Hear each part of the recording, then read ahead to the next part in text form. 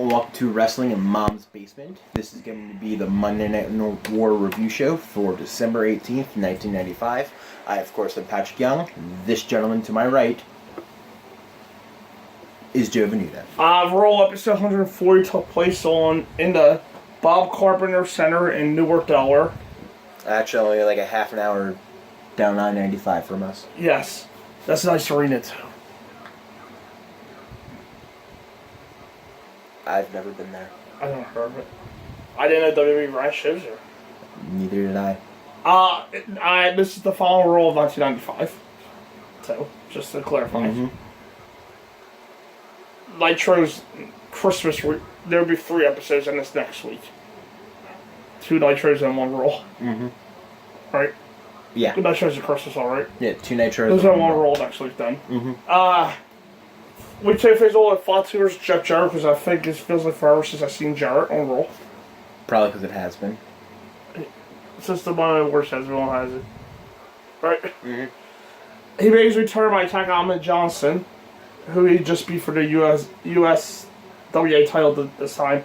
Jarrett avoids Fatu and does his strut, so when Fatu sends him outside, he responds with a strut of his own. Jarrett begs for mercy outside, Fatu gives chase, only for Jarrett to stomp him. Fatu knows also DDT because he's a Samoan. But neck breaker works, but he's not Tamina though. They go to a break, and when they return, Tamina's not a Samoan. That's why he's not Tamina. Jarrett has a double axe handle at the second rope. Vince promises a special video package for Shawn Michaels later.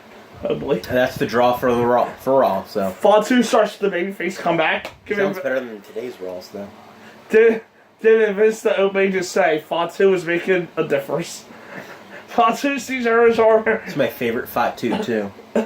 Not Rikishi. And Jarrett first into the post. He tries to perform Ahmed Johnson, shows up and attacks him. Yeah, kind of a dull re-debut for Jeff Jarrett. I just didn't think he and Rikishi clicked all that well together. Nah.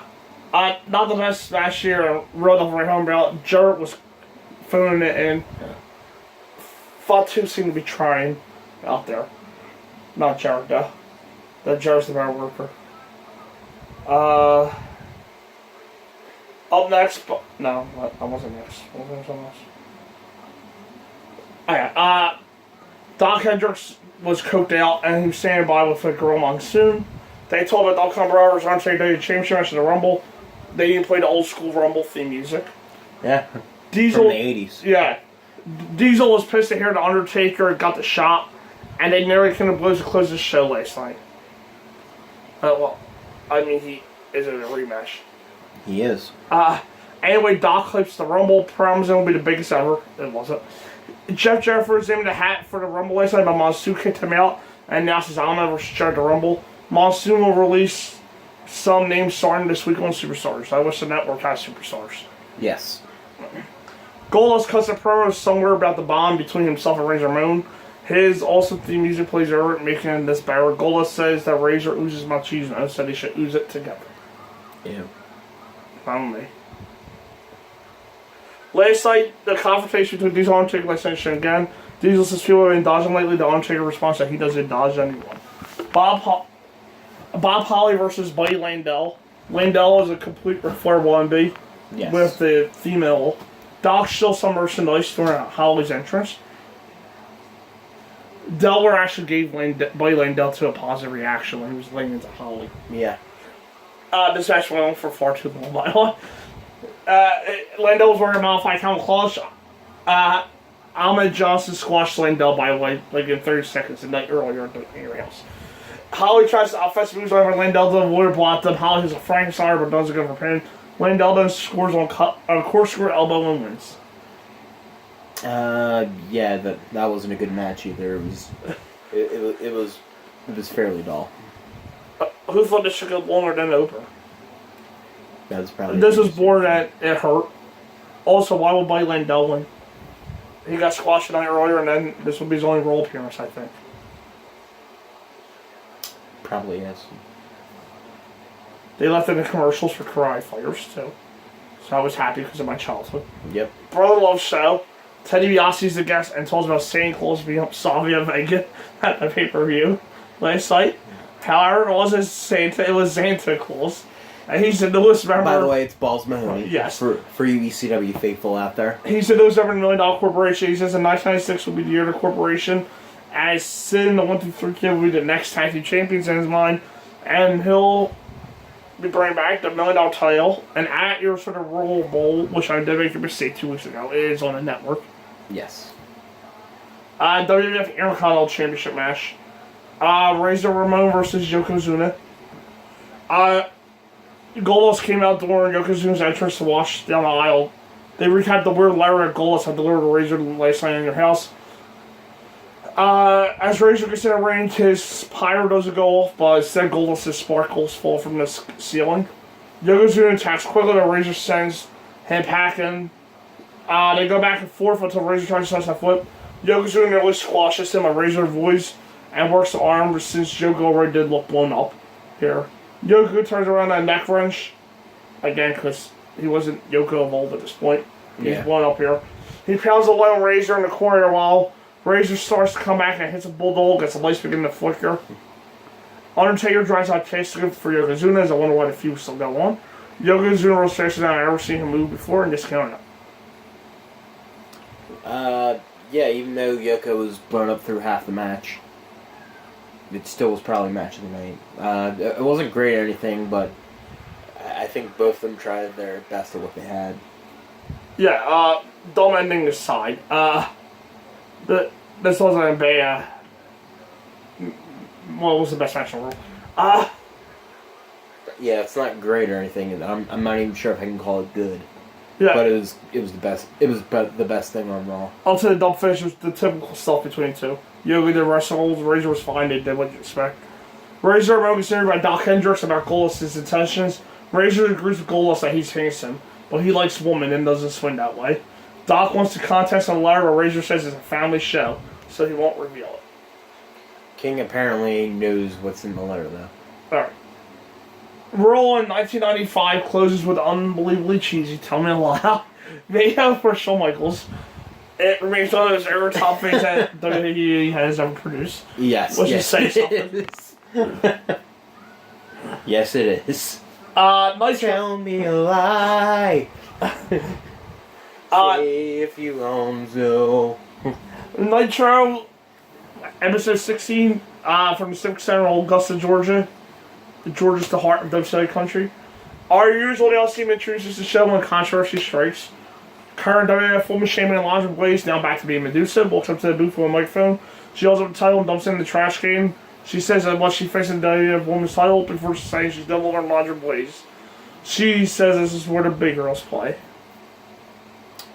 It's kind of a fun small moment that you realize actually has bigger ripples that affects the future of the Monday Night Wars. Yeah.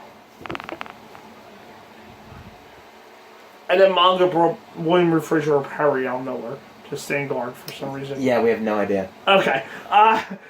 We'll get things over Eddie Guerrero versus Ric Flair. Match of the week. Alright. I'm sorry, I jumped ahead of myself. Go on. It might have It probably was. been. Lex Luger and Bagwell's on the show too. Did you hear that? Match of the week. A few episodes ago, Flair declined Russell Guerrero and had Pullman do it instead. They go for filling out process with knee ring game advantage. Flair has a tunnel shot in a few weeks without Guerrero staying close. He dropkicks a woman. Flair takes him down with a slap and does his own shot. Flair takes a power and gets in control for a bit. Although Eddie busts out a small package and backs on for 2 years falls. He again mocks Flair. By the way, Eddie's mustache was like a solid 10 out of 10 at this point. Flair then has a man stop. This time I turn ADT. Eddie snaps off on fly head scissors by commentary pretty much themselves. They need to act like they care. That's one thing I give Vince. Oh, what a maneuver. Eddie's Irish style costs him as Flair shakes the ropes and he falls outside. Eddie holds the knee in pain and Flair takes advantage going after the outside. He says Eddie inside and slaps on for 4 and a rear finish. Eddie has his shoulders count to the mat for the loss. Yeah, I actually don't think I've ever seen that finish before. Yeah. Or I know I've seen it teased, sort of, when the person just lies back in the figure 4 and the referee counts to 2, but they always kick out. I actually never see anybody get a pinfall in that way, so it was actually, I guess, nice to see what happened. Yeah. But yeah, match of the week. Yeah. It really didn't take much, especially with how Raw went.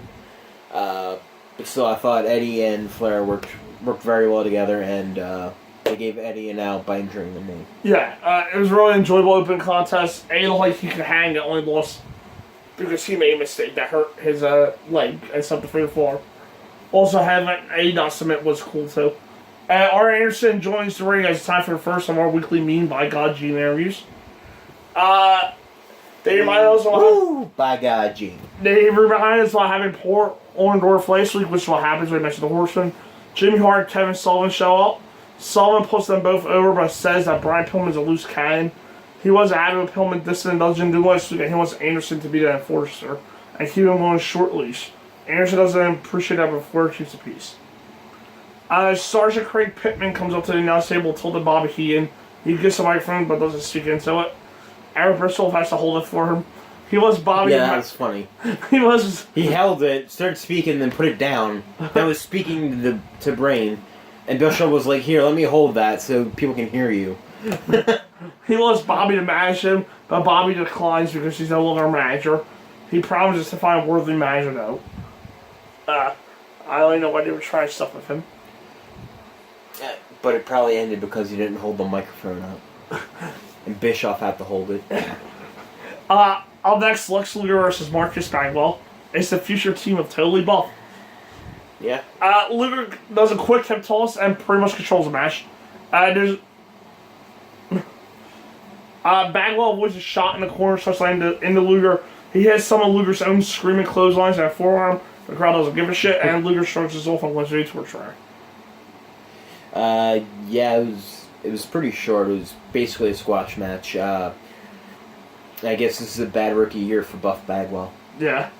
Pretty much to expect a squash. Mean Gene is back to interview Lex Luger, and Luger says the same shit from last week. I know, being the uncrowned WCW champion. Earl Robert Eaton versus Sting. Earl Robert Eaton and Jeeves come out to lure Steam Regal's team. And we all know how this is going down. They do a lot of nothing for the first bit of the match before Eaton gets to some basic kill strikes. Eaton misses a flying knee drop that leads to the Stinger Splash and the Scorpion Death Lock, and that's what happened. Yeah, it was another pretty quick match. Sting pretty much squashed Earl Robert. There's a lot of squash Eaton got more offense than I expected. I really like Sting, I do. But can we get some other guys to get some shiny sleek besides Luger and Sting? Hogan doesn't work every week, brother. The former leg style continues as VG is back to interview Sting. I'm at Ric Flair. Sting says he will not forget what Flair has done. Yes, he will, because the odds are Flair will turn on him again. And the main event, WWE World Heavyweight Championship, Randy Savage versus the Giant. Savage does the taped up elbow gimmick. He immediately tries to sleeper toward a big man, but fails. Savage takes hard off the apron, open the door for Giant to do typical Giant things, kicks, clubs, bicep, etc. Giant applies an all big man trope, the bear hug, as we go to commercial. Returning gets a slam. Giant continues to stand himself before missing a damn top rope splash. Savage goes up and nails a flying elbow, but Giant kicks out with ease. Giant plays sides of the chokeslam, kills time before hitting a leg drop. Hogan, who has been on probation, shows up with a steel chair and wax Giant. He also has Nick Patrick as the DQ gets cold. Yeah, this match was just okay for me. Wasn't really more than I was expecting. I wasn't necessarily expecting a great match out of the two. But I guess they did relatively fine. Hogan just coming out, hitting people with chairs is kind of humorous, but kind of an odd finish. Yeah, the hot crowd really helped to make the match better. The ring still was anything special, minus Giant Splash. That's it. But the crowd was hot. The finish sucked, though. Hulk Hogan continues to aggravating movement and includes security. Mongo gets up from the booth as he and William Perry try to calm him down. Also, Hogan is kind of a dick, of course, the Giant the title, right? Kind of, yeah. Mean Gene gets in to interview Hogan about his actions while Hogan whines that is unfair. that giant floor wall probation get title shots. The Giant tries coming back out while Sullivan Hart rolling back. Hogan meets him in the aisle and gets in like 7 more cheer shots on Giant before running back to the ring for oh yeah. Hogan mentions that his name is Sir on the world title. Seriously, fix that shit. And he wants the first shot after Starcade. This is next week's card. Because they put their Christmas review in here for this one. Lex Luger versus Sky Riggs. Okay. Ooh. Lex Luger versus Scotty Riggs. Hot damn. Big Bubba versus Sting. Can be okay. Demon Malenko versus JL. Probably the best match of the week. And WWE World Heavyweight Championship, Randy Savage versus Ric Flair. More of that, maybe. Depending on how they book it. Alright, let's see. Raw. I'll give it a 3. Yeah, that's actually probably what I'd give Raw. It was a pretty bad ending to a pretty bad year. Yeah. The year stuff has some high spots on Raw. The night Shawn was pissed out. And I did like that Raw was starting to do bigger matches, so that helped. But most of them fell flat. And 2 border matches start, especially the Beta Land Belt match. And what else happened? And House of Style main event. So, blah. Yeah, it wasn't really that great, that good of a Raw. Nitro, not a pretty show by all means. No. Either. A 4. Yeah, I'd probably give it a 4 too. I'll give Nitro to win, but that's just because they had it was slightly better than this week's World because of the over. Yeah. They took Guerrero Flair. That's pretty much my exact reasoning. That was fun, but the rest of the show severely lacked. And I'm tired of the same formula of constant Mean Gene interviews, as well as the interviews of Luger and Sting, particularly Luger. Don't worry, I think he moves most of that to the hotline scene. Yeah, but they do still do the in-ring interviews, just how it's all done. Yeah. And the final segment of Hogan going Nelson and Giant was cool. But the rest of it was too much Hogan pandering. For some reason, he hit the refrigerator too.